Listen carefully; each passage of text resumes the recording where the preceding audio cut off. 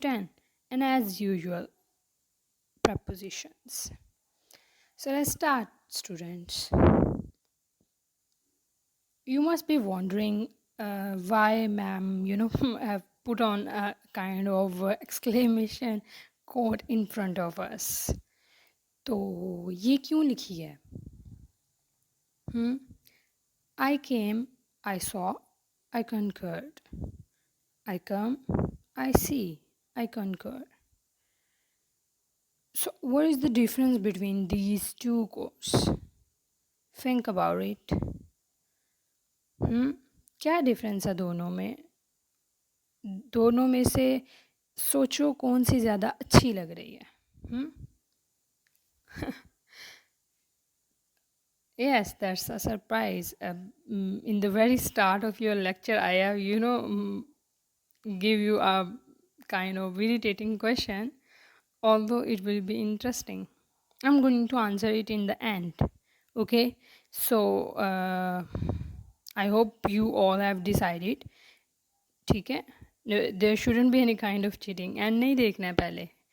तो in the end इंशाल्लाह I'll tell you, आप खुद ही बल्कि डिसाइड कर पाओगे कि इन दोनों में से कौन सा जो है वो कोट ऐसा है जो ज़्यादा अप्रोप्रिएट है.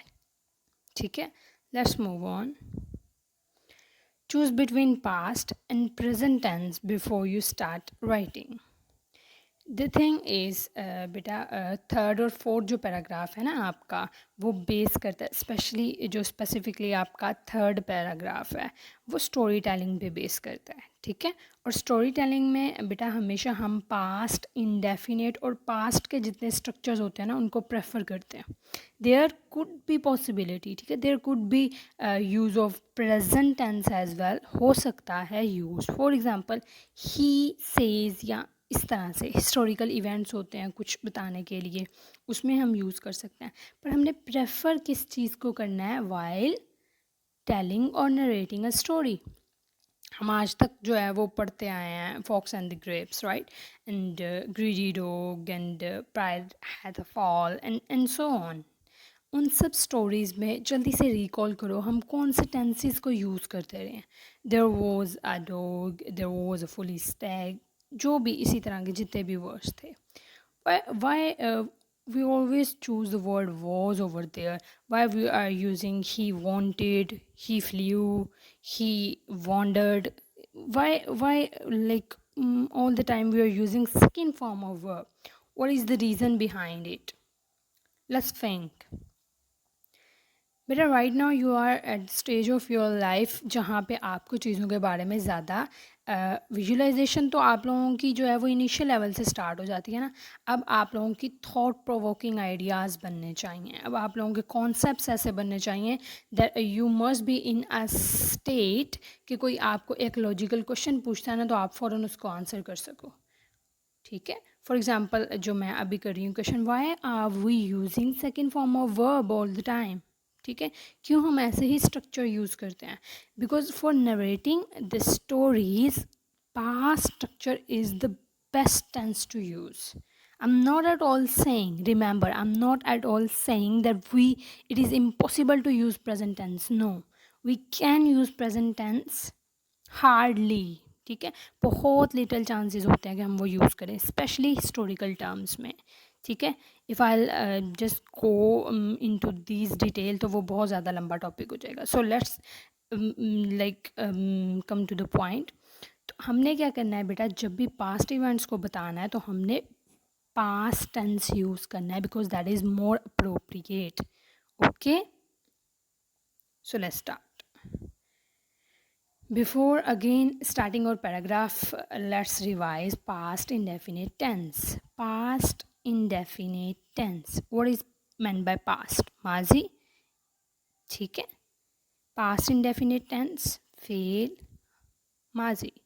तो अब फेल माजी में जो है बेटा वो क्या है, क्या कौन सी चीज़ें आती हैं? माजी ओबियसली बैक में चले जाएंगे. इसके जो स्ट्रक्चर की बेसिक चीज़ होती है ना बेटा, आपको लास्ट पे जो है वो था, थी, थे, इस तरह के वर्ड्स मिलेंगे. अलीफ छोटी ये बड़ी ये, इस टाइप के वर्ड्स भी मिल सकते हैं. जस्ट लाइक दिस, इसने मुझे देखा, लास्ट पे देखो क्या आ रहा है, अलीफ. ठीक है, वो हंसा करता था, थे, था, देखा, देखा, ठीक है, इस तरह के वर्ड्स आएंगे. सो द बेसिक चीज़ is I, we, they, he, she, it, name plus second form of verb plus object. कुछ भी आपके पास बेटा आ जाए यहाँ पे सब्जेक्ट में, आपने पॉजिटिव सेंटेंस बनाते हुए सेकेंड फॉर्म ही यूज़ करनी है. There is no way out कि हम पॉजिटिव सेंटेंस में कोई और वर्ब की फॉर्म यूज़ करें. ठीक है, हमने कौन सी फॉर्म यूज़ करनी है? सेकेंड फॉर्म यूज़ करनी है. इसने मुझे देखा, ही सॉ मी. इसने मुझे जाते देखा, ही सॉ मी गोइंग. इसने मुझे स्कूल जाते देखा, he saw me going to school. अब आप सोच रहे होगे why he has used going over here. तो this is the exact thing I want to tell you कि समटाइम्स बेटा एक कह लो सिचुएशन के अकॉर्डिंग हमें उन वर्ड्स को यूज़ करना पड़ता है that are related to present tense as well. Okay, so don't get bother about these things. ये वो चीज़ें हैं जो स्टोरी को नरेट करते हुए जब हम यूज़ करते हैं when we are in a flow. तो आप इसीलिए आप लोगों को मैं हमेशा कहती होती हूँ बेटा, कीप ऑन राइटिंग स्टफ. लिखते जाओ लिखते जाओ. Don't think about this is right और दिस इज़ रॉन्ग. बिल्कुल नहीं सोचना इस चीज़ के बारे में. Just keep doing your exercise and one day you yourself gonna realize that no, this sentence isn't appropriate. इसकी जगह ये लिखूंगी, ये ज़्यादा अप्रोप्रिएट है. ठीक है, so again nothing is difficult but just the beginning. ये सोचना I can't do it, I can't do it, it's useless. You can do it, I do believe in you, and just start working. वो हंसा करता था, he used to laugh. वो हर रोज़ यहाँ से गुज़र कर जाया करते थे, he used to pass by here every day. वो झूठ ही बोलता रहता था, he used to tell a lie. तो ये जो तीनों सेंटेंस हैं ज़रा अगर आप लोग बेटा गौर करो तो ये स्टोरी की सूरत में है. जब हम बातें नहीं सुना रहे होते, फॉर एग्जांपल मेरा कज़न था, वो हंसा करता था. ठीक है, ये हैबिट होती है. पास्ट में माजी की जब भी हमने कुछ आदात को बताना होता है तो हम यूज़ टू का वर्ड यूज़ करते हैं. ठीक है, इसने मुझे हफ्ते वाले दिन स्कूल 8 बजे स्कूल आते देखा. He saw me going to school on Saturday at 8 o'clock. ठीक है, इस तरह से हमने चेंज करते जाना है. So let's move on. Third paragraph है जी हमारा. एक दफ़ा का जिक्र है कि एक गीदड़ एक दरिया के किनारे रहता था. ठीक है, था. Again it means it's a story, so we are going to use here past indefinite. Yes, very good.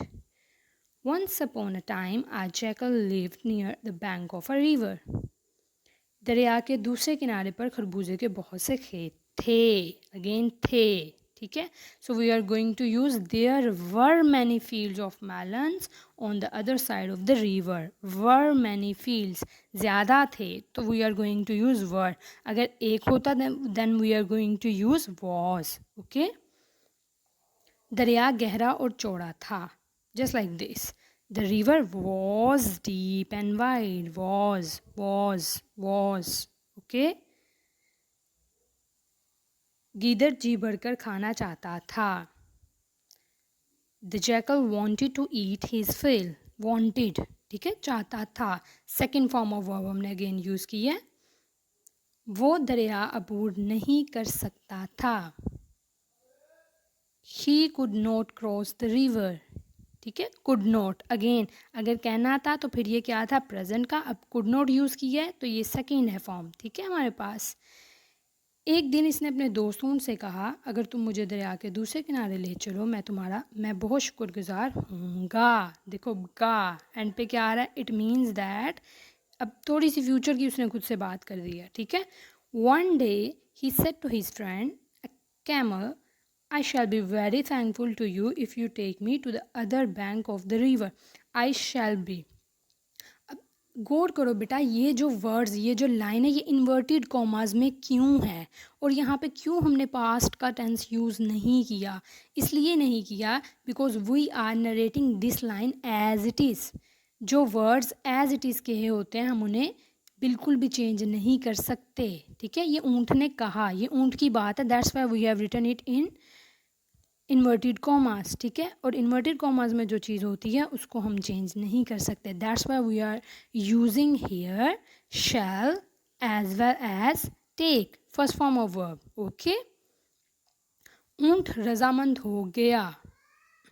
The camel agreed second form of verb. गीदड़ ऊंट की पीठ पर छलांग लगाकर चढ़ गया। The jackal jumped on to the back of the camel. ठीक है।